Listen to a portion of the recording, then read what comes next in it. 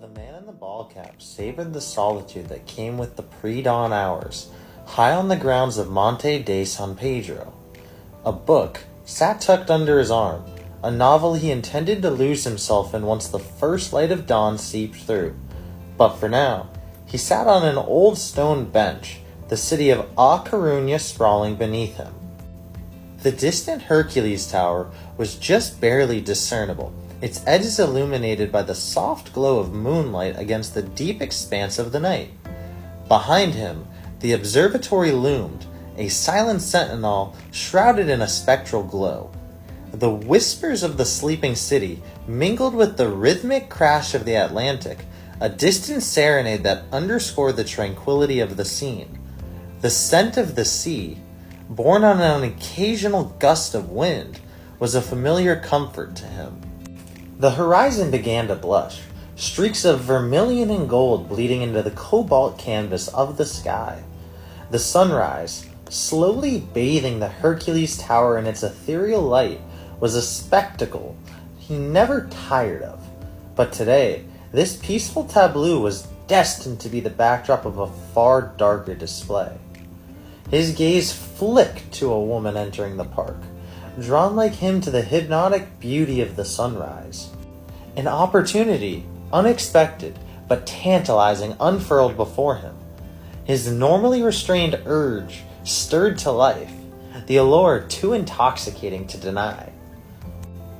The man in the ballcap could feel the rhythmic pounding of his heart, mirroring the pulsating crash of the waves below. His hand slipped into his pocket, his fingers tracing the chillingly familiar outline of his knife.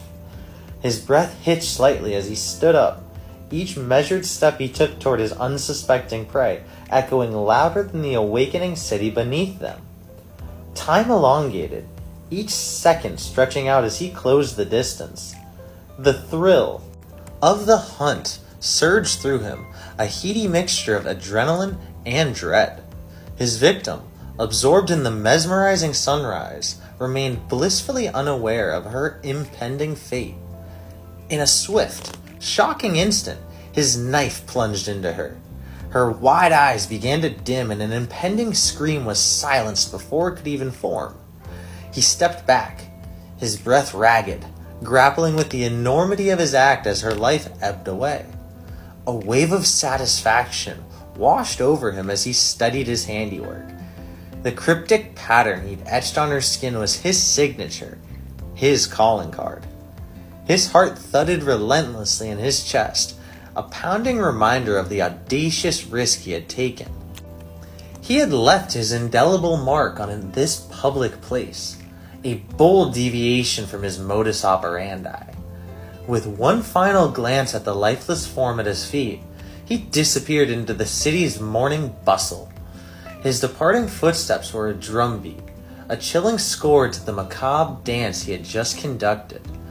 This was a new frontier for him, a public, spontaneous act unlike any other. Despite the unfamiliarity, he harbored no fear, no regrets. The thrill, the exhilaration, overwhelmed him.